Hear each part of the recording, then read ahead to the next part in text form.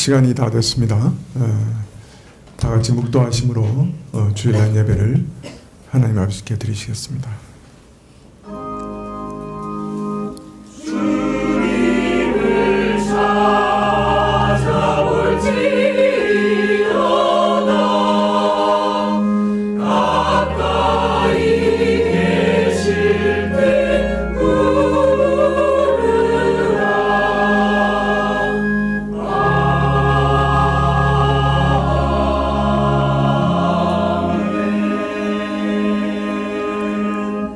여호와로 자기 하나님을 삼은 나라 곧 하나님의 기업으로 빼심받은 백성은 복이 있도다. 여호와는 그 경외하는 자 곧 인자하심을 바라는 자를 살피사 저희 영혼을 사망에서 건지시며 저희를 기근 시에 살게 하시는도다. 주님, 오늘도 저희를 하나님의 백성으로 삼으신 것 감사드리고 하나님의 자녀로 삼으신 것 감사드리며 하나님을 사랑하는 마음으로 이 자리에 모여 주께 예배드리게 하시니 감사합니다. 저희가 마음을 들여 하나님께 엎드려 절하기를 원하고 순서마다 하나님께 저희 마음을 전하기를 원합니다. 하나님께서 예배를 주관하여 주시옵소서. 주 앞에 나가면서 어찌 저희를 돌아보지 않을 수 있겠습니까? 저희 죄를 주 앞에 고백하오니 저희 죄인됨을 주 앞에 토설하오니 저희 죄를 사하시고 정결케 하옵소서. 예배의 시종을 주께 의탁하올 때 예수님의 이름으로 기도합나이다. 아멘. 찬송가 1장입니다.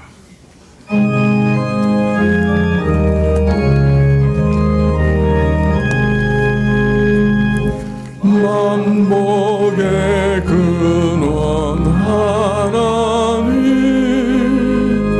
온 백성 찬송 드리고 저 천사여 찬송하세 찬송 성부 성자 성령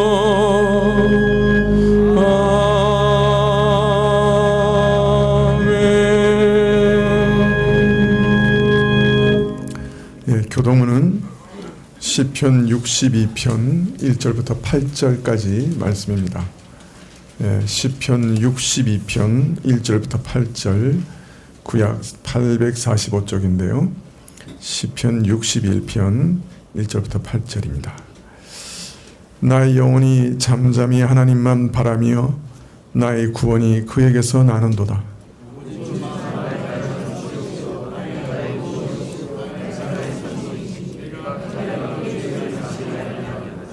넘어지는 담과 흔들리는 울타리 같은 사람들을 죽이려고 너희가 일제히 박격하기를 언제까지 하려느냐?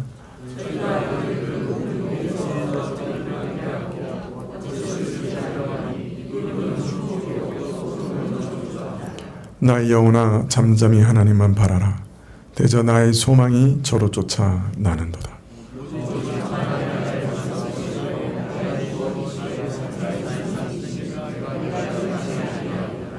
나의 구원과 영광이 하나님께 있으며 내 힘의 반석과 피난처도 하나님께 있도다. 백성들아 시시로 저를 의지하고 그 앞에 마음을 토하라. 하나님은 우리의 피난처시로다. 아멘. 사도신경으로 우리 신앙을 고백드리겠습니다. 전능하사 천지를 만드신 하나님 아버지를 내가 믿사오며 그 외아들 우리 주 예수 그리스도를 믿사오니 이는 성령으로 잉태하사 동정녀 마리아에게 나시고 본디오 빌라도에게 고난을 받으사 십자가에 못 박혀 죽으시고 장사함지 사흘 만에 죽은 자 가운데서 다시 살아나시며 하늘에 오르사 전능하신 하나님 우편에 앉아 계시다가 저리로서 산 자와 죽은 자를 심판하러 오시리라. 성령을 믿사오며 거룩한 공예와 성도가 서로 교통하는 것과 죄를 사하여 주시는 것과 몸이 다시 사는 것과 영원히 사는 것을 믿사옵나이다. 아멘. 찬송 23장입니다.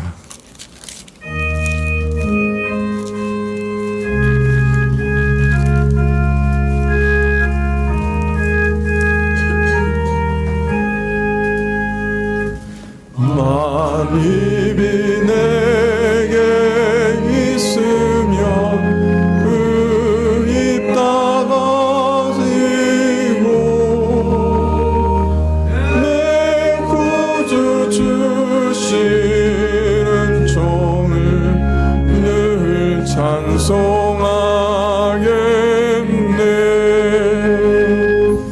내 은혜로우신 하나님 날 도와주시고 그 크신 영광 널리 펴 알게 하소서. 내 주의 귀한 이름이 날 위로하시고 이 귀의 음악 같으니 참 희락되도다.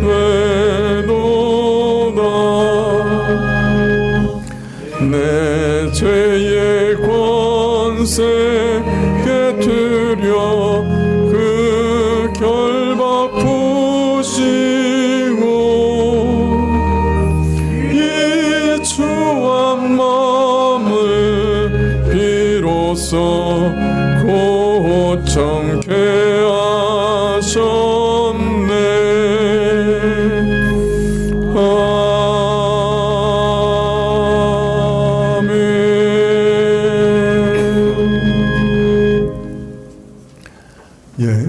오늘 낮 예배 후에는 정기 재직회가 있겠습니다. 집사님들은 낮 예배 후에 남아주시면 고맙겠습니다. 오늘 오후 예배 시에 성찬식이 있겠습니다. 저희 교회가 올해부터 1년에 6차례 성찬을 하기로 정했습니다. 그래서 오후 예배 때 3번 성찬하고 낮 예배 때 3번 성찬하기로 했습니다. 그래서 오후 예배 때 처음으로 드리는 이제 성찬식인데요. 많은 분들 참석하셔서 성찬식에 참여하면 좋겠습니다. 그리스도와 우리가 온전히 연합되어 하나가 된 사실과 우리가 또한 하나라 하는 사실을 참 고백하는 귀한 자리입니다. 하나님께서 우리에게 명하신 것이니 은혜 주실 줄 믿습니다. 오늘 오후 예배 후에는 구역장 모임이 있겠습니다. 이번 주 금토 양일간 청년부 수련회가 교회에서 있겠습니다. 기도해 주시고 또 우리 청년부들 많이 참석해 주시면 고맙겠습니다. 다음 주일 오후 예배 시에 소망구역 특송이 있겠습니다. 기억해 주십시오. 정영식 장로님 우리를 대표해서 기도해 주시겠습니다.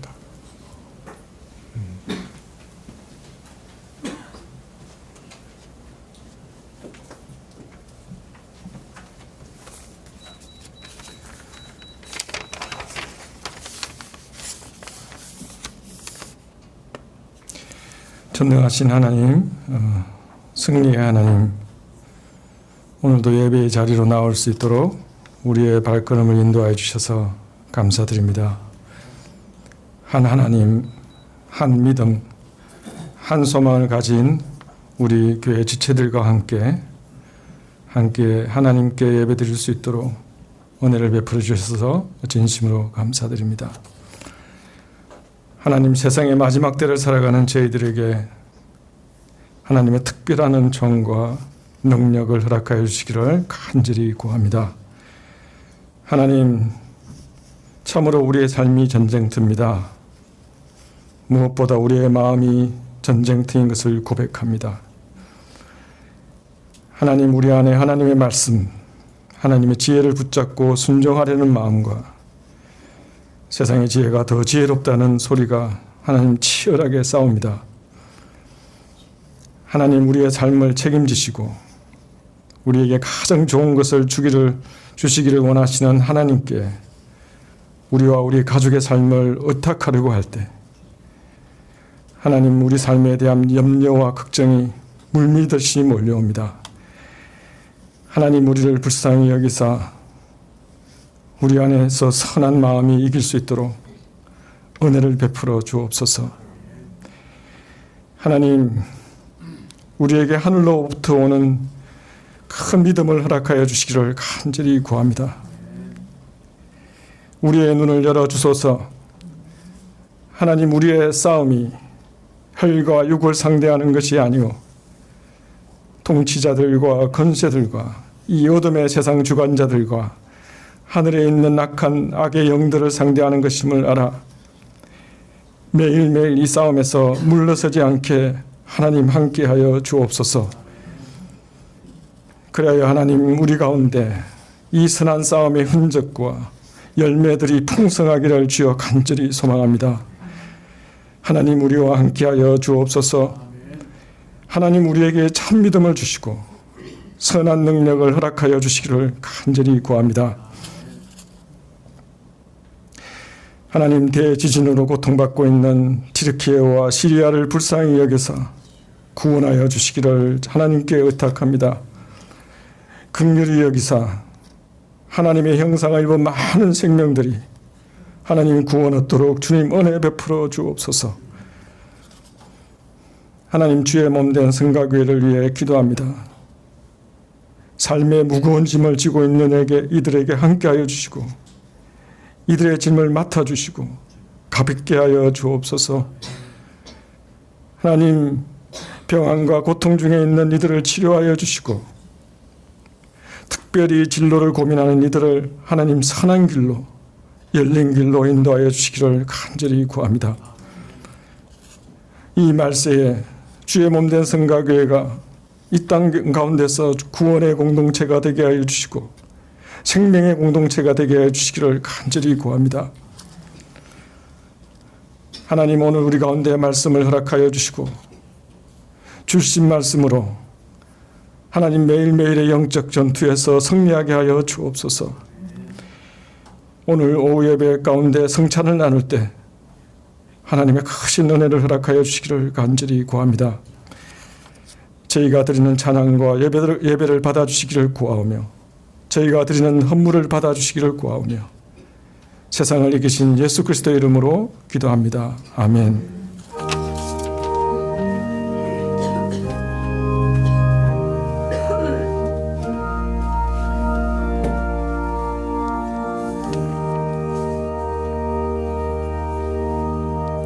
예, 말씀은 골로새서 2장 8절입니다.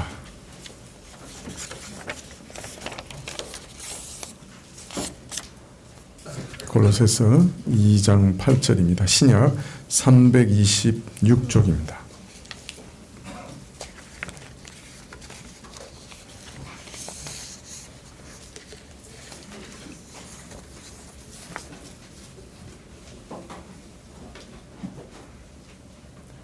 예, 골로새서 2장 8절. 예, 찾으신 줄 알고 봉독해 드리겠습니다. 누가 철학과 헛된 속임수로 너희를 노략할까 주의하라. 이것이 사람의 유전과 세상의 초등학문을 쫓음이고 그리스도를 쫓음이 아니니라.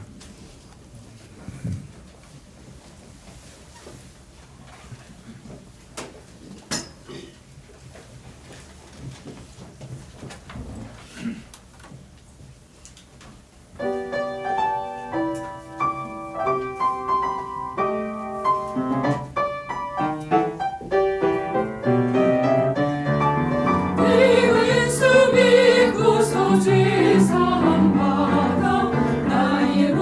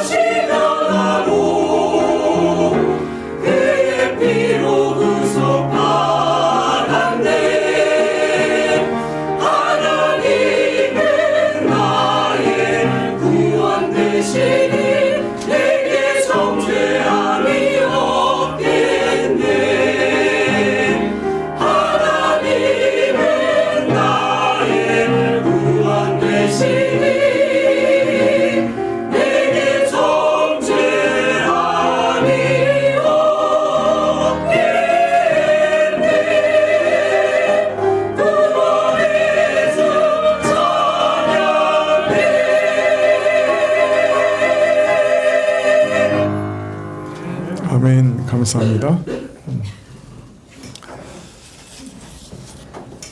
바울은 골로새 교회에 권면하기를 그리스도 안에 뿌리 박으며 세움을 입어 그 가르침을 받은 대로 믿음에 굳게 서고 또한 감사함을 넘치게 하라, 그렇게 말씀하셨습니다.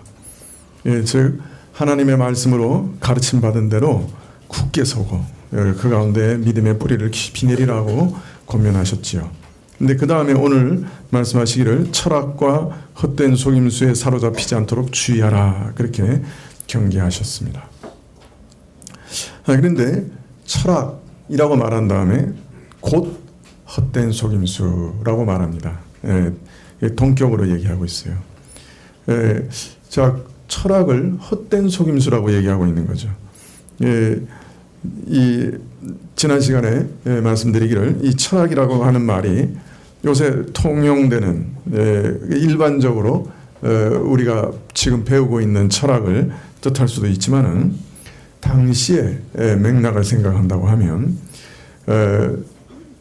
우리가 생각하는 철학의 의학이나 생물학이나 또는 지리학이나 또 다른 모든 학문들, 물리학이나 이런 것들까지 다 합친 학문을 두고 철학이라고 말씀하셨을 가능성이 높다 하고 말씀드렸죠. 그렇다면 모든 학문 곧 공허한 속임수라고 이해할 수가 있는데 이게 참 난감하죠. 이렇게 해석하면. 자, 그러면 왜 모든 학문이 공허한 속임수인가? 이것은 지난 시간에 말씀드리기를 세상의 모든 학문은 하나님께 이르는 참된 지식으로는 우리를 인도하지 못하기 때문에, 그런 한계가 있기 때문에, 또 정도의 차이는 있지만은 우리를 잘못 인도해서 우리를 오도하는, 속이는 한계가 역시 있기 때문에 거기서 벗어날 수 없기 때문에 공허한 속임수라, 그렇게 말할 수 있다고 말씀드렸습니다. 그러니까 이제 철학은 이렇게 다 이렇게 헛된 속임수고 세상 학문들도 다 헛된 속임수니까 이거 다 갖다 버리고 이거 배울 필요도 없고 학교 갈 필요도 없느냐? 그렇게 하면 안 된다고 말씀드렸죠. 왜냐하면은 하나님께서는 그 정하신 날까지 이 세상을 지탱하고 남겨두기를 원하셨습니다. 그래서 하나님께서는 그렇게 세상을 지금도 붙들고 계시죠. 일반 은총이라고 말하죠. 그래서 하나님께서 사회를 지탱하게 하시고 사람들을 보호하시고 인간의 역사를 이어나가게 하셨습니다. 하나님께서는 아직 참 이 인간들을 이 땅에 남겨두기를 원하셨던 거예요. 물론 하나님의 진노 아래에 있습니다. 여전히 어떤 면에서는 하나님의 저주 아래에 있는 것이 이 세상입니다. 그러나 또 하나님의 사랑 안에 있습니다. 그래서 이 인간 사회가 계속 지탱되어 가도록 매우 불완전하고 잠정적이지만은 국가와 학문과 세상 차원의 여러 제도와 질서를 이 땅에 허락하셨던 것이죠. 그래서 그것도 하나님의 선물입니다. 일반 은총입니다. 그래서 국가와 학문 또 세상 차원의 제도와 질서에 대해서 우리는 두 가지 태도를 가지고 있어야 한다 말씀드렸습니다. 하나는 하나님이 모든 일반 은총으로 허락하신 것을 잘 깨닫고 그 허락하신 뜻을 잘 알아서 잘 이용하고 선용하고 또 순종해야 합니다. 그러나 동시에 그 헛됨을 또 잘 분별해야 합니다. 그것에 빠져들어가서 헛된 길로 가지 않도록 매우 주의해야 하는 것이에요. 자, 그러면 오늘은 이 모든 학문이 왜 공허한 속임수가 될 수밖에 없는가 하는 그 이유에 대해서 살펴보려고 합니다. 골로새서 2장 8절 하반절에 이렇게 말씀하십니다. 이것이 사람의 유전과 세상의 초등학문을 쫓으며 그리스도를 쫓음이 아니기 때문이다. 참 학문의 힘과 영향력이 너무나 대단함에도 불구하고 참 그 학문들의 여러 이론을 듣고 있으면 너무나 그럴듯해서 저절로 그냥 빠져들게 됨에도 불구하고 논리가 정연하고 확실한 근거가 있는 듯해서 아무도 섣불리 부인하고 참 그것을 반대하고 나설 수 없는 그런 학문임에도 불구하고 심지어 이런 학문이 이룬 성과가 너무나 거대하고 눈부셔서 참 휘황찬란하기 때문에 학문의 타당성을 부인하는 것은 미련한 바보나 정신 나간 사람이나 그렇게 하지 않겠나 생각할 그런 상황임에도 불구하고 여전히 학문은 그 근본 한계에서 공허한 속임수에서 벗어나지 못한다 라고 말할 수밖에 없는 이유가 무엇이냐? 먼저 첫 번째로 이 세상의 모든 학문은 사람의 유전에 불과하기 때문이다 라고 말합니다. 바울은 세상 학문에 대해서 헛된 속임수다, 사람을 오도하는, 잘못 인도하는 속임수다 이렇게 평가하셨죠. 학문을 하시는 분들의 입장에서 들으면 참 노발대발할 만한 말이 아닐까 그렇게 생각이 듭니다. 그런데 왜 이 모든 학문을, 모든 철학을 공허한 속임수라고 말할 수밖에 없는가? 그 이유에 대해 말씀하시기를 학문이라고 하는 것은 예외 없이 사람의 유전을 따른 것이기 때문이다. 여기 유전이라는 말은 요새 말로 하면은 이 전통이라 이렇게 번역하면 좋을 것 같아요. 대대로 물려온 것이라는 말입니다. 왜 학문이라고 하는 것은 공허한 속임수의 한계를 벗어날 수 없는가? 그것은 사람의 전통이기 때문이다. 사람이 전해준 것이기 때문이다 라고 말합니다. 말하자면 세상 학문은 사람이 배우고 깨닫고 익히면서 대대로 물려가며 축적한 지식일 뿐이요, 하나님께서 우리에게 주신 참 진리와는 관계없는 것이다, 무관한 것이다 때문에 공허한 속임수의 한계에서 벗어날 수 없다, 그렇게 말씀하고 계시는 것입니다. 자, 이 말씀이 무슨 말씀이죠? 이 모든 세상의 학문이, 지식이 인간이 대대로 내려온 전통에 불과하다, 이게 무슨 말이죠?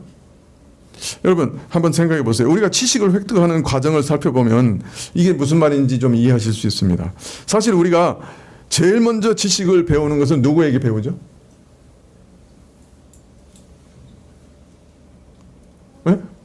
엄마한테, 부모한테 배우죠.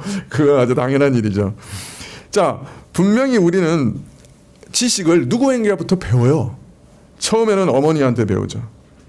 말을 배우기 시작하고 부모에게 배우죠. 커서는 학교의 선생님으로부터, 또 선배나 직장 상사로부터, 또 서적을 통해서, 또 여러 가지 경로를 통해서 누군가로부터 배워요.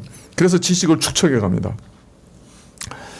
물론 사람에게서 배운 것 외에도 스스로 살피고 연구하고 발전시켜서 기존의 지식에 덧붙여 더 풍성하게 하는 그런 면도 있습니다만은, 사람이 스스로 연구하여 발견해낸 것이든지 아니면 남에게 배운 것이든지, 즉 대대로 물려받은 것이든지, 여하튼 소위 학문이라고 하는 것은, 철학이라고 하는 것은 한결같이 사람의 전통, 즉 사람의 한계를 벗어나지 못한다는 말입니다. 사람이 알아낸 것이고 사람이 대대로 가르쳐서 물려준 것이고 축적된 지식이지만은 그 본질에 있어서는 사람의 차원, 사람의 한계를 벗어날 수 없는 것이다, 그렇게 말씀하고 있는 것이에요. 그래서 비록 오랜 세월 동안은 흔히 지혜자들, 현자라고 불리는 이들이 고심하고 사색하고 연구하고 발견해낸 지식이요, 수천 년 동안 여러 세대를 거쳐 전수되고 축적되어 오면서 나름대로 신빙성을 신임받아 온 것이라 할지라도, 그럼에도 불구하고 이 모든 것들이 여전히 사람의 수준을 넘지 못하는 것이라. 우리는 자연과학이나 또 여러 인문과학 등에서 발견되는 여러 다양한 지식들, 또 그것들이 만들어낸 놀라운 결과들을 찬탄하면서 이러한 지식이 참으로 대단한 것이라고 여기고 있습니다만은, 그러나 오늘 말씀은 그것은 결국은 공허한 것이요, 사람을 오도하는 것이다. 왜냐하면 그것은 사람의 수준을 넘지 못하는 것이기 때문이다. 많은 사람들은 우리 인류가 지금까지 대대로 축적한 이 지식들을 유용하게 사용하면서 많은 유익과 성과를 내었기 때문에 어떤 면에서 참 낭만적인 생각에 젖어서, 아직 물론 불완전하긴 하지만 계속 지식을 새로운 것으로 수정 보완해 가면 인류의 지식은 끝없이 발전하게 될 것이라고 믿어왔습니다. 지금도 대부분 그렇게 생각할 겁니다. 그러나 축적된 지식과 그 양과 질이 아무리 확대되고 개선된다 해도 그것이 전부 다 인간이 발견한 지식이라는 사실에는 변함이 없습니다. 자, 그런데 만일 인간이 완전한 것이 아니고 심각하고 근본적인 결함이나 한계를 지닌 존재라고 한다면 그가 발견한 지식이나 배우거나 얻은 지식이나 대대로 물려온 지식이라도 역시 이 한계 가운데 있을 수밖에 없습니다. 따라서 지식의 무한한 발전을 기대하는 것은 어떤 면에서는 망상에 지나지 않을 수도 있는 것이죠. 비유가 좀 적절하지 않을 수도 있을지 모르지만은 오랜 세월 동안 수만 명의 바보들이 지식과 힘을 보태고 또 보탠다 해도 바보의 한계를 벗어나지는 못할 거예요. 10,000명의 바보 모아봤자 마찬가지죠. 철학 또는 학문을 가리켜 공허한 속임수의 한계를 벗어나지 못한다 밝힌 오늘 말씀의 맥락은 첫째, 이것이 사람의 한계를 뛰어넘지 못하는 사람의 유전일 뿐이기 때문이다 라고 말씀하십니다. 우리 어떤 면에서는 인간의 한계를 아는 사람이라고 하면 충분히 수긍할 수 있는 말씀이라고 생각이 들어요. 자, 왜 모든 학문이 헛된 그리고 공허한 속임수로 끝날 수밖에 없는가? 그 두 번째 이유는 그것은 세상의 초등 학문이기 때문이다. 그렇게 얘기합니다. 정확히 말하면 이 세상을 구성하는 가장 기본적인 요소들, 쉽게 말하면 세상의 근본 틀을 쫓는 것이기 때문이다. 이렇게 해석하는 것이 옳습니다. 예, 초등학문이라고 하는 말은 세상의 엘레멘트라고 그러죠. 요소. 예. 세상의 요소들이라는 거예요. 다른 말로 하면 세상의 틀과 세상의 차원이라는 거예요. 조금 전에는 인간의 한계를 얘기했다면 두 번째 얘기할 때는 범위를 좀 넓혀서 세상이 지니고 있는 한계에 대해서 얘기합니다. 세상에 지니고 있는 한계와 연결해서 그 세상을 연구하는, 세상의 모든 만물을 연구하는 학문의 한계에 대해서 얘기하고 있는 것입니다. 왜 인간이 얻은 그 모든 지식은 한계가 있을 수밖에 없느냐? 공허한 속임수로 사람을 오도할 수밖에 없느냐? 그것은 세상의 근본 틀을 따르고 있기 때문이다. 그렇게 말씀합니다. 세상은 하나님께서 지으신 것이에요. 원래 세상은 본래 하나님이 선하게 지으신 것이에요. 원래 그래서 모든 피조물은 선한 것이었어요. 그렇지만 죄가 들어왔어요. 죄가 들어온 다음에 모든 것이 뒤틀리고 일그러졌어요. 이처럼 사람은 범죄하여 타락한 만큼 그 틀을 따라서 얻는 지식은 죄로 말미암아 일그러지고 뒤틀리는 왜곡에서 벗어날 수가 없어요. 사람이 타락한 이후에 이 세상도 다 망가졌단 말이에요. 그렇기 때문에 세상을 보고 세상을 가지고 연구할 때 그 망가진 틀을 벗어날 수가 없는 거예요. 아무리 오랜 세월 동안 지식을 축적하고 쌓는다고 해도 사람의 이성만으로는 알 수 없는 일들이 얼마든지 있습니다. 더욱이 이성으로 아는 것이 허락된 그 부분에 있어서도 죄의 영향으로 일그러진 세상만 보게 되니 그것을 참 지식 가운데 이룰 수 없는 것이죠. 한번 예를 들어 보시죠.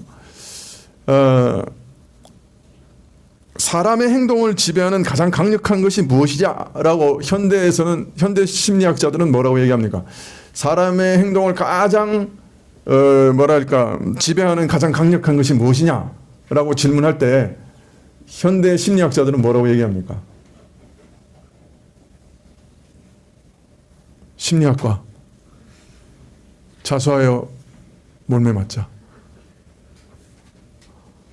욕망이라고 얘기하죠. 그죠? 욕망이라고 얘기하죠. 그 중에서도 이 프로이트라고 하는 사람 아시죠? 유명하죠. 이 사람은 어떤 욕망이 인간을 가장 강력하게 지배한다고 얘기했어요? 예, 성적인 욕망이 가장 강력하게 인간을 지배한다고 가르쳤습니다. 인간의 행복을 지배하는 가장 강력한 힘이 성욕이라고 그랬어요. 물론 아주 지나친 과장이지만은 또 어떤 면에서는 맞는 말이 있어요. 사람의 타락한 사람에게 있어서 그 성적 욕망이 얼마나 강하고 무섭습니까? 자, 그런데 문제는요. 이 프로이트라는 사람이 본 사람은 이렇다 저렇다 얘기한 그 이론은 바로 죄로 타락한 우리 인간을 보고 하는 얘기예요. 말하자면 타락한 인간의 모습을 설명하는 데는 어느 정도 맞는 부분이 있을 수 있어요. 그러나 인간이 정말 뭐냐? 특별히 하나님께서 지으신 본래 그 사람의 본질이 뭐냐 하는 그 관점으로 보면 이 인간을 그렇게 그렇게 많이 왜곡시킨 이론은 더 없을 정도로 많이 왜곡시킨 거예요, 사실. 이 왜곡의 결과가 어떤 악한 결과를 가져오느냐? 인간의 욕망이 모든 것을 지배하는 것이요. 본래 사람이란 이런 욕망을 따라 사는 존재라 정의를 내려버리니까 욕망을 따라 사는 것이 본래 본성적인 것이고 본래적인 것이고 당연한 것이 되어버렸어요. 악한 욕망을 따라 사는 것도 정당화되고 마는 거예요. 죄로 부푼 그 욕망을 정당화시켜버린 거예요. 이거의 정상이야. 비정상을 정상이야라고 말한 거예요. 얼마나 오도시킨 거예요. 자, 이런 학문들이 자꾸 나와서 사람들을 오도시키니까 요즘은 어떻게 됩니까? 세상에 자기 죄를 고백하는 사람이 없어요. 세상에 잘못된 거는 다 부모 잘못이고 환경 탓이고 또 다른 사회 탓이고 전부가 다른 사람 탓이에요. 그렇게 교육을 받고 그렇게 생각하고 있는 거예요. 그래서 요새 이 사회가 이렇게 망가지는 것 중에 하나가 뭐냐면 자기 잘못을 인정하는 사람이 없어요. 요새 자기 잘못을 인정하는 사람이 어디 있습니까? 잘못을 인정합니까? 일반 개개인의 삶 속에서도 자기 잘못을 인정합니까?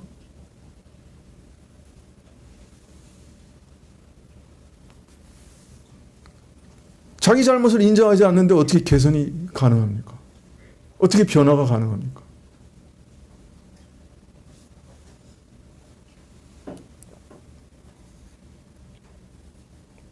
자, 이처럼 타락한 틀 가운데서 타락의 모양만 보고 있으니까 사람도 잘못 보고 더 나아가서는 이 세상 모든 것도 잘못 봐요. 왜냐하면 사람이 부패할 때 사람만 부패한 게 아니었어요. 피조물도 망가졌어요.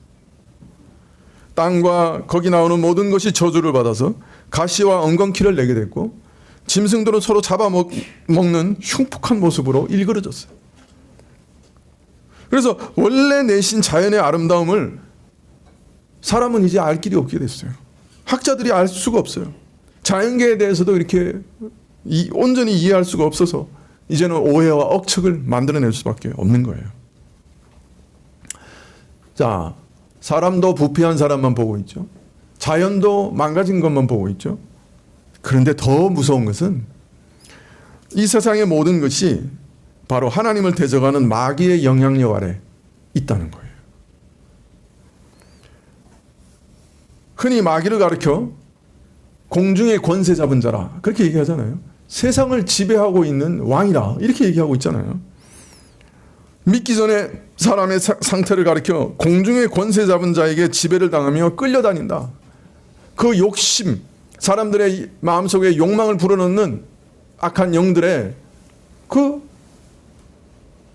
권세 아래 그냥 휘둘려서 그냥 따라다니는 그 지배를 당해서 끌려다니는 그런 존재였다는 거. 그래서 범죄한 후에는 이 세상 만물과 사람이 다 죄와 마귀의 지배 아래 떨어졌어요. 자, 그런데 그 왜곡된 상황을 또 왜곡된 마음으로 계속 연구하니 그 어떤 결과가 나올까? 그것은 풀어보듯이 뻔한 것이에요. 세상의 근본 틀을 따른다 하는 말은 죄와 마귀의 영향에서 벗어날 수 없다 하는 말입니다. 왜냐하면 세상 자체가 마귀와 죄의 영향력과 지배 아래에 있기 때문입니다. 그래서 세상의 틀을 따라 뭘 한다고 하면 그것이 설사 지식이라 할지라도 마귀와 죄의 영향에서 자유로울 수 없는 거예요. 따라서 모든 학문은 한편으로는 하나님께서 인류의 생명을 보존하시고 돌보시는 은혜로운 뜻 가운데 허락하신 귀한 은총이지만은 동시에 죄와 마귀의 지배 아래에 있는 것이에요. 그래서 아직도 온전하지 않고요. 일그러져 있고요. 또는 뒤틀려 있고요. 그런 오류를 피할 수 없는 상황이에요. 그래서 모든 학문은 그 밑바탕에는 복음과 갈등과 충돌을 일으킬 수없이 많은 이유가 거기 숨어 있는 거예요. 근본적인 충돌이 일어날 소지가 거기 깔려 있어요.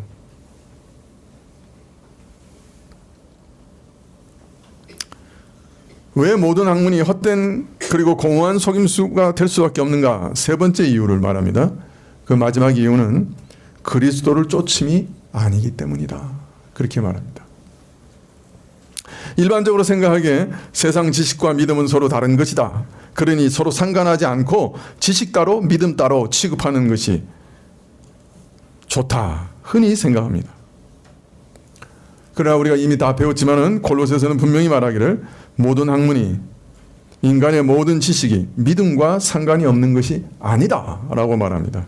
왜냐하면 그리스도 안에 모든 지혜와 지식의 보화가 감춰져 있기 때문이라. 모든 지혜와 지식의 보화가 감춰져 있는 그리스도를 떠난 모든 학문은 참 진리에 이를 수가 없는 거죠. 그리스도 안에 모든 지혜와 지식의 보화가 있는데요. 그러나 사실 요 사이는 학문에 믿음이나 종교적 요소가 개입하는 것은 오히려 학문의 균질성과 확실성과 명정성을 손상케 하는 것이라고 여기고 금기시하는 것이 일반적인 원칙입니다. 학문을 논할 때 신이나 신학이나 뭐 이런 거 개입시키지 말라 그래요. 하나님 개입시키지 말라 그래요. 학문의 장점이 뭐냐? 바로 종교적인 선입관에 좌우되지 아니하고 오직 명철한 이성으로 판단하여 결론을 도출하는 거기에 있다. 이렇게 얘기합니다.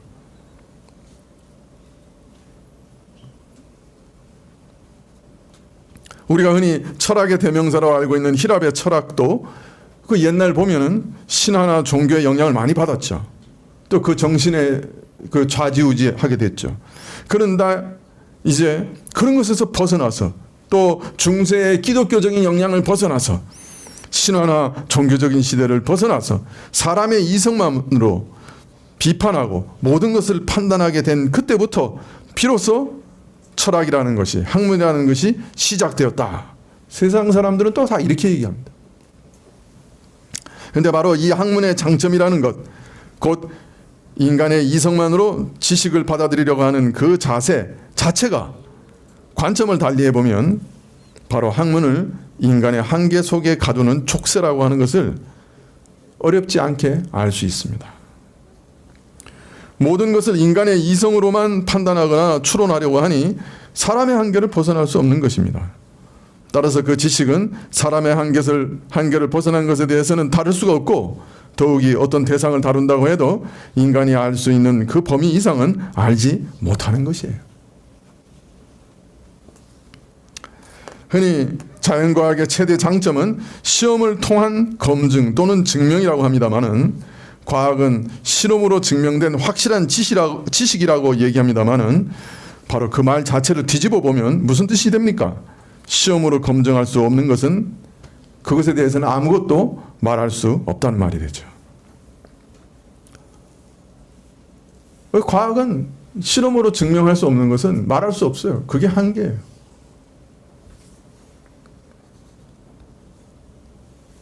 영적인 것 말할 수 없어요. 그게 한계예요. 물론 요새 과학자들이 사실은 헛말해요.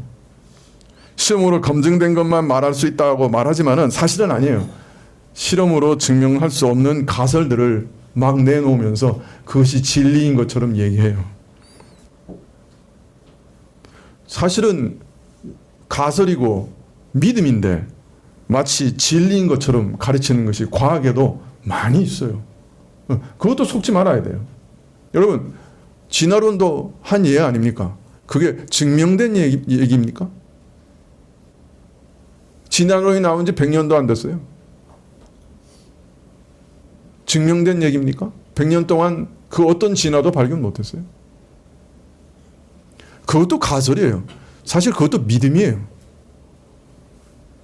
우리는 하나님이 창조하신 것을 믿을 것이냐? DNA가 인격적인 능력이 있어서 아주 이기적이기 때문에 진화했다라고 믿을 거냐? 그것도 믿음의 선택이에요. 그 어떤 증명도 이루어진 것 없어요. 아, 증거가 있지 않느냐? 아, 태아의 발달 단계를 보면은 다른 모든 생물이나 인간이나 다 비슷하다. 자, 그러니까 이거는 한 뿌리에서 진화된 게 맞아. 그러나 태아 단계에서 배아 단계에서 발전하는 게 다 비슷하다고 하면 다르게 해석할 수도 있어요. 한 번 창조주가 만드신 거니까 다 비슷하지. 그분이 원래 원 모델에서부터 다 발전시키셨으니까 그거 당연한 거 아니야? 비슷한 게. 똑같은 사실을 가지고 어떤 믿음을 가졌느냐에 따라서 해석이 달라진 것뿐이에요. 사실 믿음이에요. 그것도. 근데 그걸 진리라고 지금 얘기하는 거예요.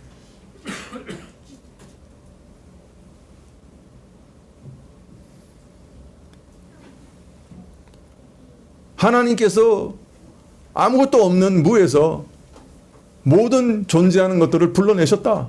창조해내셨다. 아니야.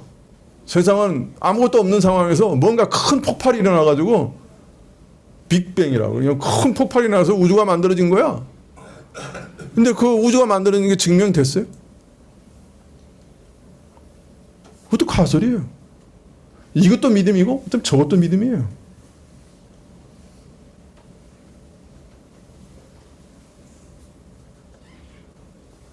그러면 폭발이 이전에는 뭐가 있었는데 아무것도 없었다고? 근데 어떻게 폭발이 일어났어? 에너지가 있었다. 그럼 에너지는 어디서 왔는데? 그 이전에 있었던 우주가 축소돼가지고 에너지가 별의별 소리가 다 나오지만 끝없는 미궁이죠. 어떤 면에서는.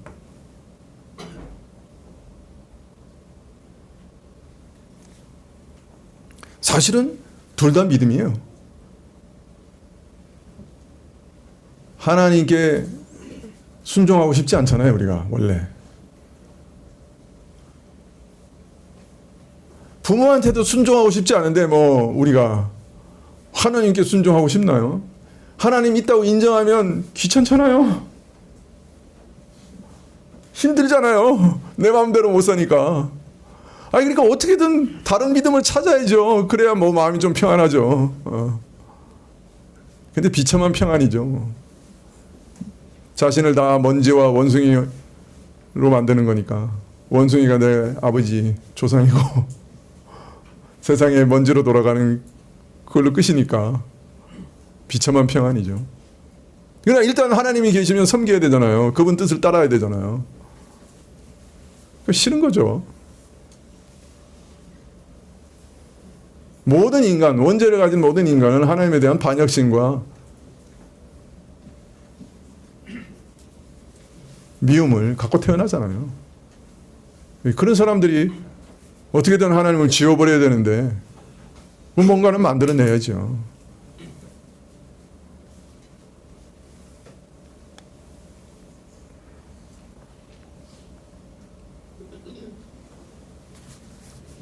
그러나 하나님 계시다고 하는 그 믿음이 없으면 진정한 평안도 없잖아요. 어디서 진리와 참된 평안을 얻을 수 있어요?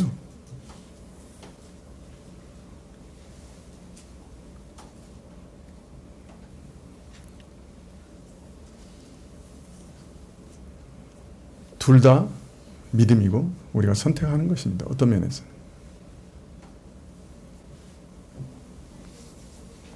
여하튼 이처럼 모든 학문에서 하나님을 다 제거하고 없애는 것이 올바른 학문의 방식이라고 세상 학문 다 주장하고 있어요. 근데 세계와 만물을 지으시고 지금도 지탱케 하시는 하나님 그분을 빼고 세계와 그 안에 있는 만물을 파악하고 설명하려고 한다면 제대로 된 지식이 나올 수 있겠어요?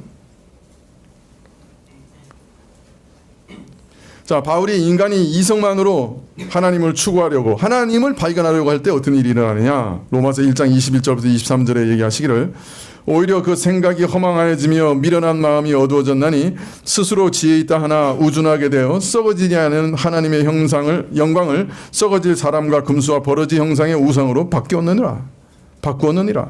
온 세상 만물이 지금 하나님의 영광을 선포하고 있음에도 불구하고 이 만물을 지은 것을 보면 하나님이 살아계시다고 하는 것을 부인할 수 없는데도 불구하고 이거 누가 만드셨지? 이런 대단한 우주와 이 지구와 이걸 누가 만드셨지? 대답할 수밖에 없는데.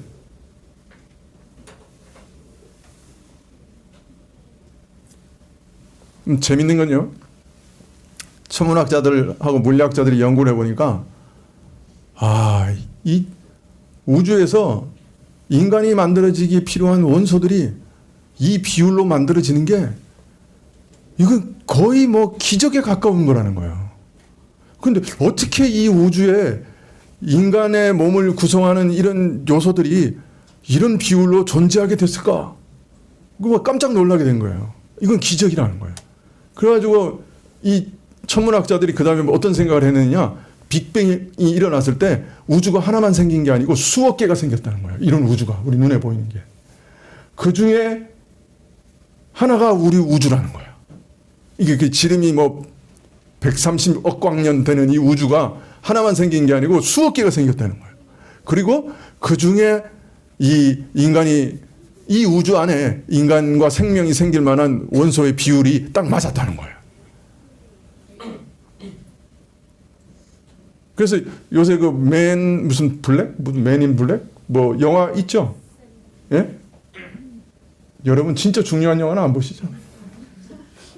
거기서 맨 마지막에 보면은 이렇게 우주인이 이렇게 이렇게 목에 걸고 있는 이렇게 조그만 목걸이? 근데 그 목걸이 하나가 또 우주잖아요. 그 속에. 봐도 해석이 안 나죠. 그 생각 때문에 그렇게 만들어진 영화예요. 그러니까 우주가 여러 개 만들어졌다고 생각하는 거예요. 여러분, 그게 우리 이성으로 그런 확률이 사실 생길 수 없는 확률이란 말이에요, 이게. 근데 그게 우연하게 돼서 이렇게 됐다고 믿는 게 정말 이렇게 신뢰할 만한 믿음입니까? 거기 우리 영원한 운명을 걸 수 있는 믿음입니까? 아니면 인격적이신 하나님께서 참으로 이 세상을 창조하셨다고 믿는 게 올바른 믿음입니까?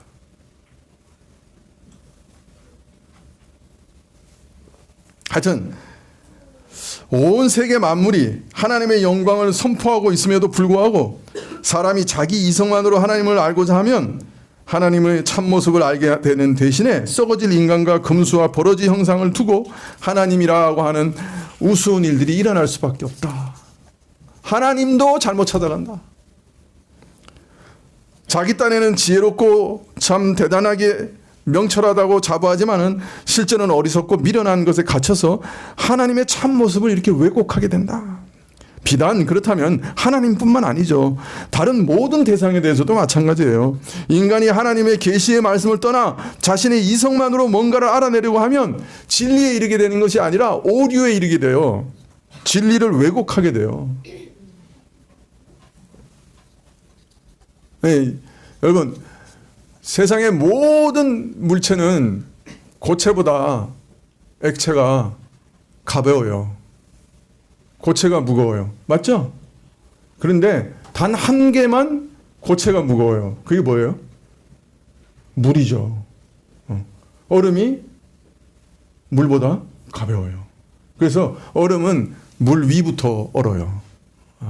만일 물이 모든 다른 물체처럼 고체가 액체보다 무겁다면 어떻게 될까요? 강태공들은 겨울만 기다리면 돼. 밑에서부터 얼음이 얼어올 테니 나중에 생선이 물고기가 얼음 위에서 파닥거릴 때 주워오기만 하면 되는 거예요. 그런데 이상하게 온 세상의 모든 만물 중에 물만 고체가 가벼워요. 액체보다. 그래서 맨 먼저 물이 수면 위에서 옵니다.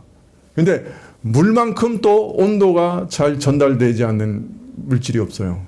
그러니까 얼어도 계속 얼지 않고 어느 정도에서 멈추게 되죠. 그 밑에 물이 있어요. 그래서 물고기들이 살아가요. 이게 우연하게 이렇게 된 걸까요? 이 우주에 있는 또 이 지구상에 있는 이 모든 신비가 정말 이렇게 우연하게 된 걸까요? 한 분 지성을 가지신 분이 설계하고 만드신 것 아닐까요?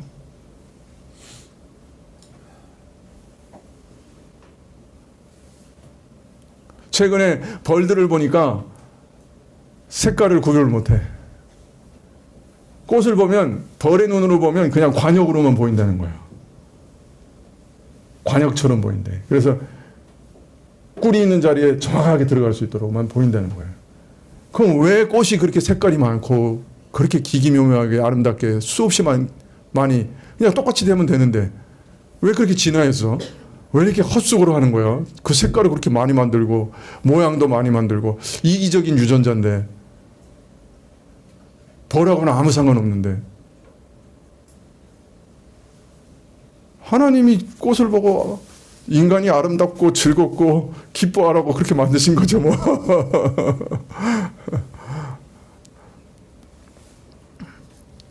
그저 이 땅에 내던져진 존재, 먼지, 수없는 먼지 중에 그 먼지 중에 하나, 그게 인간이라고 하면 여러분 살 이유가 뭐가 있어요? 이렇게 고생하면서 이렇게 근심하고 이렇게 애쓰고 이렇게 힘들고. 여러분이 둘 중에 하나 선택하세요. 이 큰 우주라는 먼지 속에, 이 지구라는 먼지 덩어리 속에 하나의 먼지로 여러분의 인격과 삶을 정의하실 건지,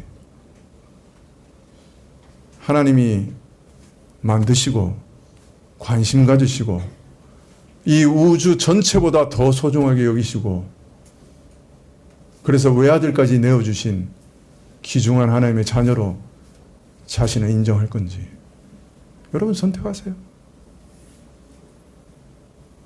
과학을 따라가면 어디로 갑니까? 수없는 먼지 덩어리들 속에 좀 큰 먼지 덩어리 위에 사는 먼지 하나. 그게 여러분이에요. 이게 지금 과학이 말하는 여러분의 아이덴티티예요.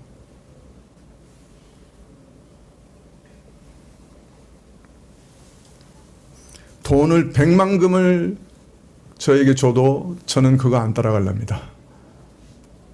저는 생생하게 살아있고 생각하고 있고 근심하고 있고 슬퍼하고 있고 기뻐하고 있고 보이지 않는 하나님을 인식하는 한 인격자이기 때문에 그런 생각은 따라갈 수가 없어요.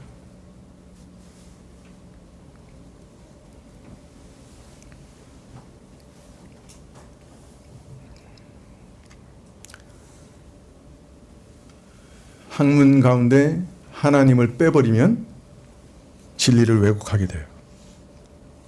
그 중요한 쉬운 예는 요새 아이들 학교에서 배우는 지식만 자꾸 주입되면 나중에 아이들 마음이 점점 하나님으로부터 멀어집니다. 학문이라는 것 자체가, 요사의 학문 자체가 근본적으로 하나님을 아예 배제시켜버리기 때문에 학문을 자꾸 하다 보면 결국 하나님과 멀어지게 돼 있어요. 무엇이든지 하나님 없이 상관없이, 하나님과 상관없이 판단하고 결정하고 생각하게 만들어버리는 거예요. 하나님은 그 이성 속에서 사라져요. 그래서 학교 공부 열심히 하고 학교 따라가는 애들이 점점 하나님부터 멀어지는 거예요. 고등학교 한 3학년쯤 되면 하나님 정말 계신가? 이러고 있는 거죠.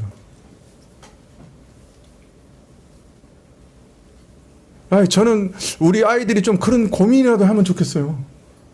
좀 의심하면 좋겠어요. 그래야 한번 부딪혀 볼 거 아니에요. 정말 살아 계신지 안 살아 계신지. 그죠? 부모님들 아이가 난 하나님 못 믿겠어 그렇게 얘기하면 너무 두려워하지 마세요. 하나님 감사합니다. 이제 드디어 시작입니다. 전쟁이 이제 드디어 자기 신앙을 가질 수 있는 기회가 왔습니다. 그리고 밤새도록 기도하세요. 그때부터. 학교 공부 열심히 따라가면 그 결론이 이렇게 돼 있어요. 지금.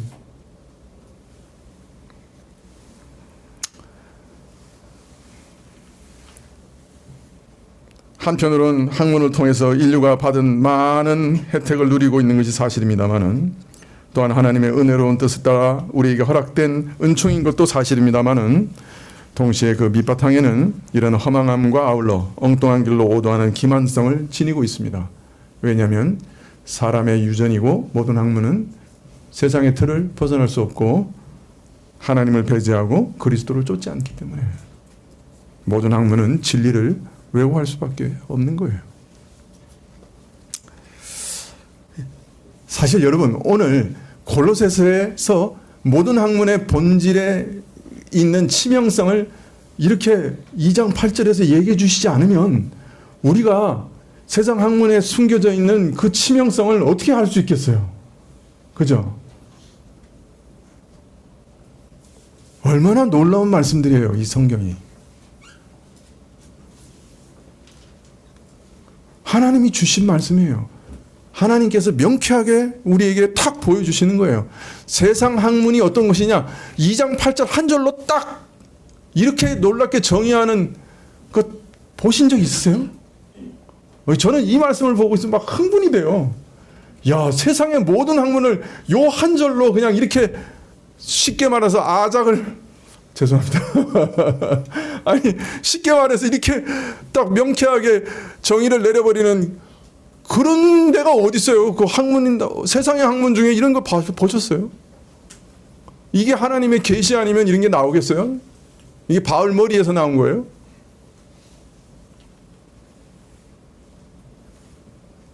수천 년간 내려오는 그 모든 학문을 한마디로 딱 말씀해 버리시잖아요.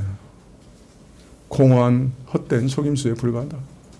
사람을 오류로 인도한다.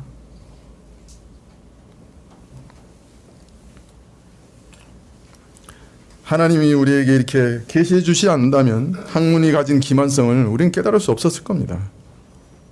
어떤 면에서 꿈에도 생각하지 못할 일이죠.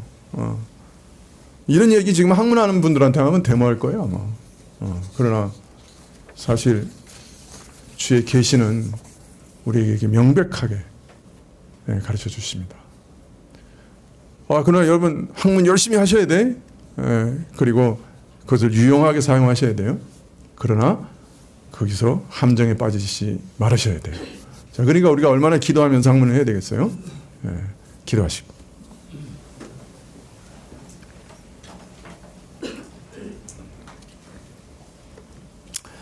주의 말씀의 빛이 우리 마음을 환히 비추시기를 구합니다.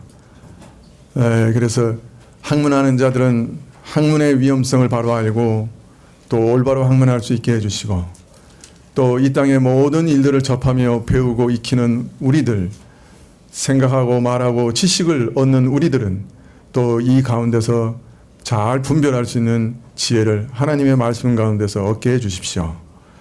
하나님의 말씀이 얼마나 밝고 또 온전하신지 우리로 깊이 경험하게 하시고, 이 말씀 가운데 우리 영혼을 맡기고 우리 앞날을 맡기는 자들이 되게 하여 주십시오. 예수님의 이름으로 기도합나이다. 아멘.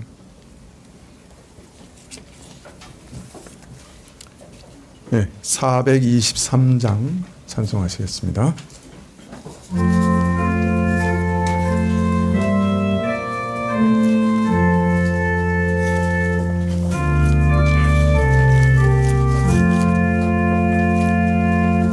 나의 믿음 약할 때에 주 날 붙드네.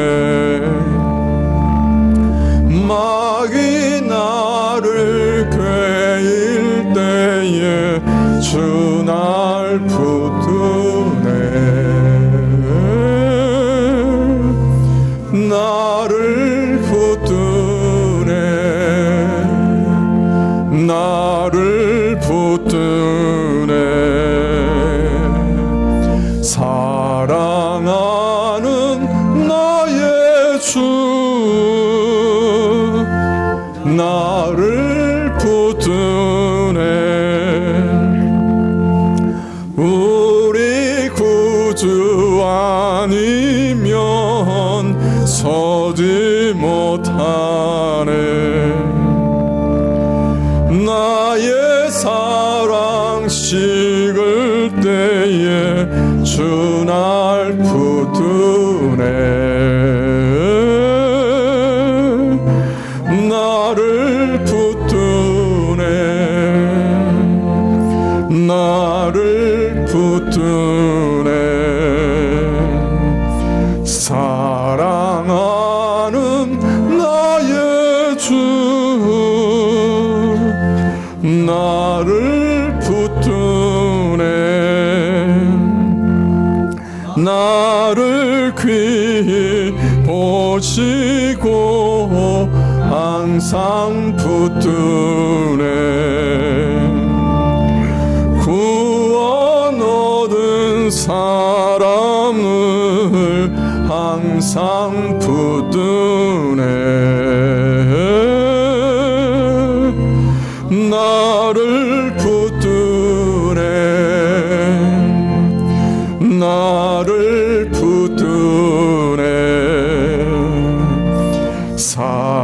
사랑하는 나의 주 나를 붙드네.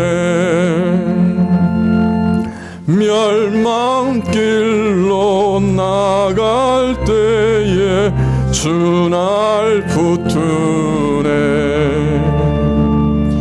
피를 흘려 샀으니 주 날 붙드네. 나를 붙드네. 나를 붙드네. 사랑하는 나의 주 나를 붙드네.